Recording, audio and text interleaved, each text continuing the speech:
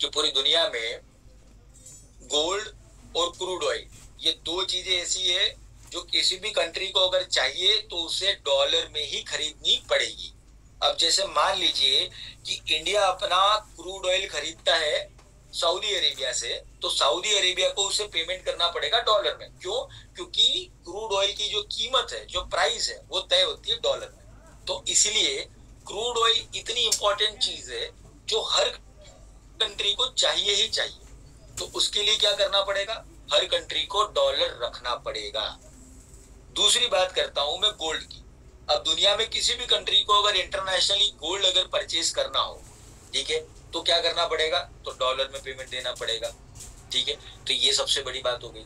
तो अब डॉलर जो है, अगर आपको क्रूड ऑयल चाहिए तो रखना ही पड़ेगा। तो इसीलिए क्या होता है कि अलग अलग कंट्रीज जो है वो अपने रिजर्व में डॉलर को रखती है।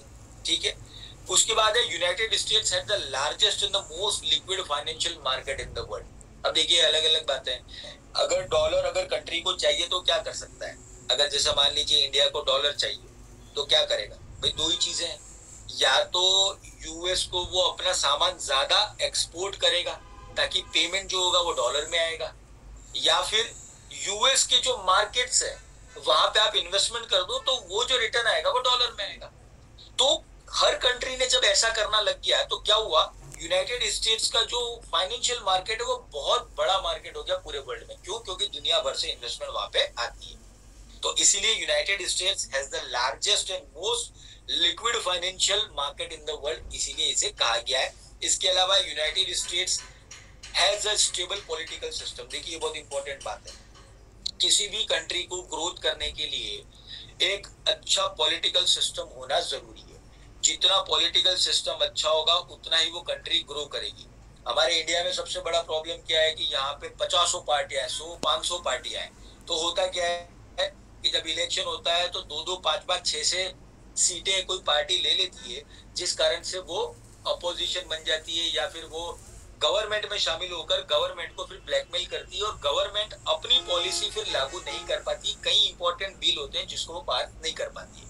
ठीक है, तो स्टेबल पॉलिटिकल सिस्टम का मतलब क्या है? यूएस में केवल दो पार्टी है, डेमोक्रेटिक और रिपब्लिकन। डेमोक्रेटिक जो पार्टी है उसको रिप्रेजेंट करते हैं जो बाइडेन, और रिपब्लिकन पार्टी को कौन रिप्रेजेंट करता है? तो आइडिया है किसी को कौन करता है रिपब्लिक को? ट्रम्प। वेरी गुड, ट्रम्प उसको करता है। तो ये दो पार्टियां ही है वहां पे केवल। तो कभी ट्रम्प की पार्टी आती है, कभी जो बाइडेन की पार्टी आती है, वो अलग अलग चीज होता है। तो क्या होता है इसमें? जनता को भी एक भरोसा होता है। अब दो विचारधारा होती है, या तो सही या तो गलत है। अब दोनों के बीच वाला जो आदमी होता है वो तो गलत ही होता है हमेशा, क्योंकि सही भी है और गलत भी है ऐसा कभी नहीं होता, या तो सही होता है या गलत होता है। ठीक है, तो एक सिंपल सी बात है कि किसी भी कंट्री को अगर ग्रो करना है ना, तो फाइनेंशियल सिस्टम बहुत ही ज्यादा स्टेबल होना चाहिए। सॉरी, पॉलिटिकल सिस्टम बहुत ही ज्यादा स्टेबल होना चाहिए, और वो यूएस में है। तो ये सबसे बड़ा प्रॉफिट है। इसके अलावा यूएस जो है वो दुनिया की सबसे बड़ी मिलिट्री सुपर पावर है। देखिए सुपर पावर बनने के लिए आपके पास में मिलिट्री भी वैसी होनी चाहिए। तो आज यूएस की मिलिट्री नंबर 1 है हर चीज में। ठीक है, इसके अलावा यूएस डॉलर जो है वो मीडियम ऑफ एक्सचेंज है। मैंने आपको बोला ही था कि जो ऑयल अगर आपको खरीदना है तो वो ऑयल आपको ऐसे नहीं मिल सकता है, आपको उसके लिए पे करना पड़ेगा डॉलर में, तब जाके आपको ऑयल मिलेगा। तो इन सारी चीजों के कारण क्या हुआ कि डॉलर जो है वो एक तरीके से रिजर्व करेंसी बन गया। तो आज डॉलर की नीड जो कि सबको है, पूरी दुनिया को। ठीक है, तो उम्मीद करता हूँ सेशन आपको समझ में आया होगा। आज का सेशन हम इतना ही रखेंगे। सेशन से जुड़े हुए कोई भी सवाल आप पूछ सकते हैं। देखिए